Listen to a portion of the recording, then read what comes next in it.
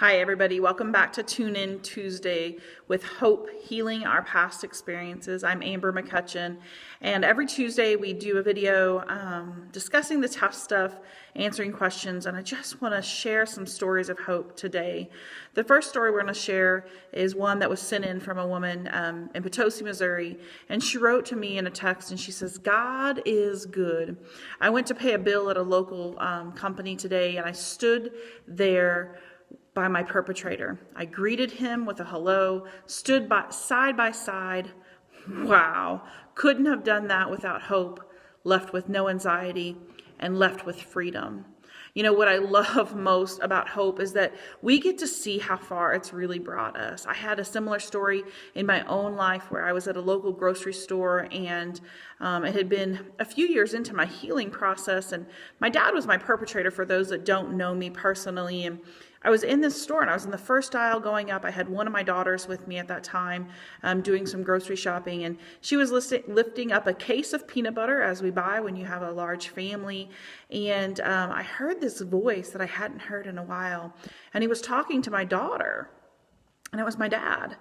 And do you know that he didn't even recognize me? It wasn't like I was hiding, but just the way that I had carried myself, I guess. And it was like I was almost invisible to him. He didn't even recognize his own granddaughter. But what was interesting is that where normally, if I had been caught off guard, you kind of have either that fight or flight mode, you know, where you would I just would have left the shopping cart and ran out of there and been like, that's it, I'm done. I can't go in there right now. Or you would have confronted and been ready to fight about what had happened and the wrongdoings that had been done to you and those kind of things. And what I loved about that moment that I got to see is how far I'd really came in my healing journey.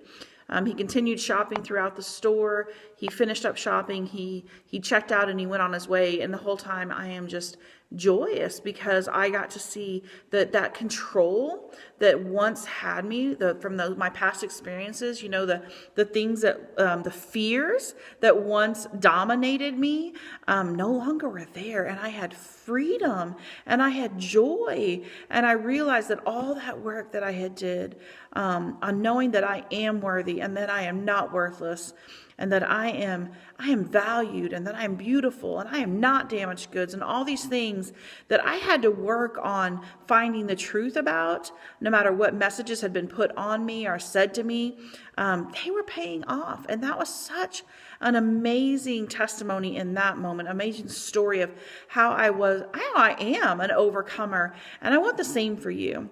So if you're listening to this and you're thinking, man, there's no way I could even be in the same room with my perpetrator and have joy, or I just want to avoid, or anything like that, I want to encourage you to do the work. I want you to be encouraged that there are tools out there to be able to help you overcome. You don't just have to survive, but you really can thrive in life. I just want you to be blessed. I want you to be joyous, and I want you to know that you are not alone. Check us out on our website. It's www.2tryhope.com. You can also give me a call at 1-844-2-TRY-HOPE. I would love to hear your heart, your story, and be able to link arms with you and really just march forward in your healing journey. See you next time.